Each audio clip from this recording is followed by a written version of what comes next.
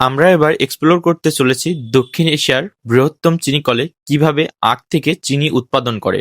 প্রথমেই কৃষকের জমি থেকে আখগুলো কেটে ট্রাকে করে বাংলাদেশের বৃহত্তম চিনিকল দর্শনা কেরুয়ান কোম্পানিতে নিয়ে আসা হয় এবং শুরু হয় আখ থেকে চিনি উৎপাদনের প্রক্রিয়া। প্রথমেই মেশিনের সাহায্যে আখগুলো কেটে ছোট করে ফেলা হয়। দ্বিতীয় ধাপে এই হাজারমণি চাকার সাহায্যে আখ থেকে রসগুলো বের করা হয় সম্পূর্ণরূপে। যখন আখ থেকে রসগুলো বের করা হয় তখন কালো বর্ণ ধারণ করে রসগুলো মাটি এবং বিভিন্ন আবর্জনা থাকার কারণে। পরবর্তীতে বিভিন্ন প্রসেসে রসটি সুন্দর করা হয়। রসগুলো বের হয়ে চলে যায় বড় বড় ব্যারেলের মধ্যে। এই রসগুলোতে অধিক মাত্রার তাপ প্রয়োগ করে ঘন্টার পর ঘন্টা জ্বালানোর পরে এই রসগুলো থেকেই একটা পর্যায়ে যে গুড় তৈরি হয়। গুড় তৈরি হওয়ার পরেই পরীক্ষা নিরীক্ষা করে দেখা হয় চিনি তৈরির জন্য প্রস্তুত হয়েছে কিনা। ঠিক এই মামাও অনেকক্ষণ ধরে পরীক্ষা করে দেখলো চিনি তৈরির জন্য প্রস্তুত কিনা গুড়গুলো। চিনি তৈরির আগ মুহূর্তে ঠিক বাদামি লালচে ধারণ করবে গুড়ের রং। সেই গুড় থেকে চিনি উৎপাদন হয়ে চলে আসবে সরাসরি প্যাকেটজাতকরণের জন্য। এই চিনি কল থেকে প্রতি মিনিটে প্রায় 300 কেজির মতো চিনি উৎপাদন হয়ে থাকে। এই জমাটবদ্ধ চিনিগুলোকে ভেঙে গুঁড়া করে প্রতি বস্তায় 50 কেজি করে চিনি লোড দিয়ে বাজারজাতকরণের জন্য প্রস্তুত করা হয়।